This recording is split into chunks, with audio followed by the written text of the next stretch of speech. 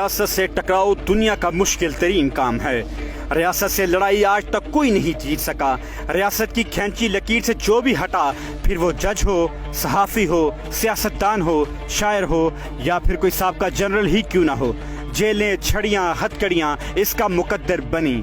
इसको मुकदमात का सामना करना पड़ा, हरासानी का सामना करना पड़ा। कोई सियासतदान सजावार ठहराया गया तो कोई ताहयात नाअहल करार पाया।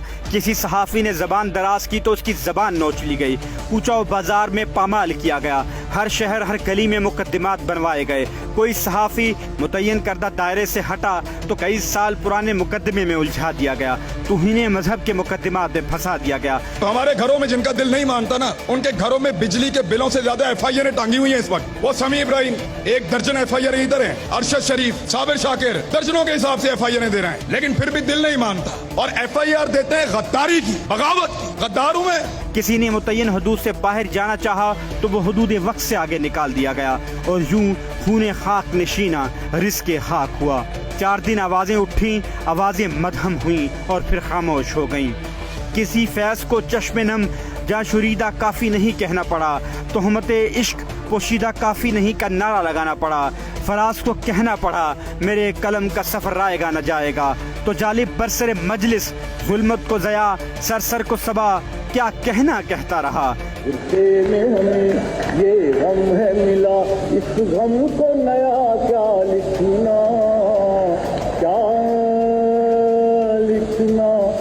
जुल्मत को दिया, जुल्मत को दिया, हर को सबा, बंदे को खुदा क्या लिखना, क्या लिखना। हुसैन शहीद सोहरवर्दी से मुजीब तक, जुल्फिकार भुट्टो से जुनेजो तक, बेनज़ीर से नवाज शरीफ तक, जो जब भी जरा दायरे से बाहर हुआ इबरत की नज़ीर बना दिया गया। अपनी जब यानी नौकरी का मसला आता है तो तमाम जज साहिबान जो हैं वो इतने बहादुर नहीं होते कि अपनी नौकरियों को कुर्बान कर दें और इंसाफ करते रहें। पाकिस्तानी सियासत में एक बार फिर घुमसान का रन है, एक बार फिर महबूब मातूब हो रहा है, एक बार फिर मखलूक खालिक से टकरा रही है। गली गली सवाल उठा रही है, किसी की बात सुनने को तैयार नहीं। पाकिस्तानी सियासत में ये तमाम मनाजिर नए नहीं।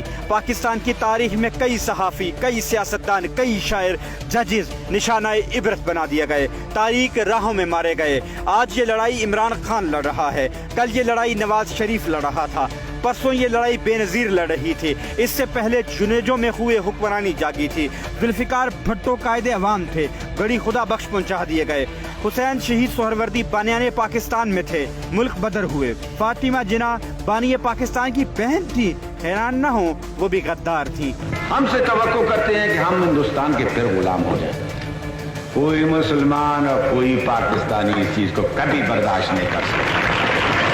जब आप नफरत और तकसीम की सियासत करते हैं तो उससे मुल्क में अदम इस्तेकाम आता है। अगर हमने तारीख से नहीं सीखा तो कुछ दहाइयाँ पीछे चले जाएं। हम मुसलमान मुल्क थे, हमारे 2 हिस्से थे, लेकिन उसके बावजूद अलग हो गए क्योंकि हमने नफरत और तकसीम को ज्यादा उठाया। और यही वो चीज़ है जो हमारे माशरे और मुमलकत की बुनियादें खोखली का।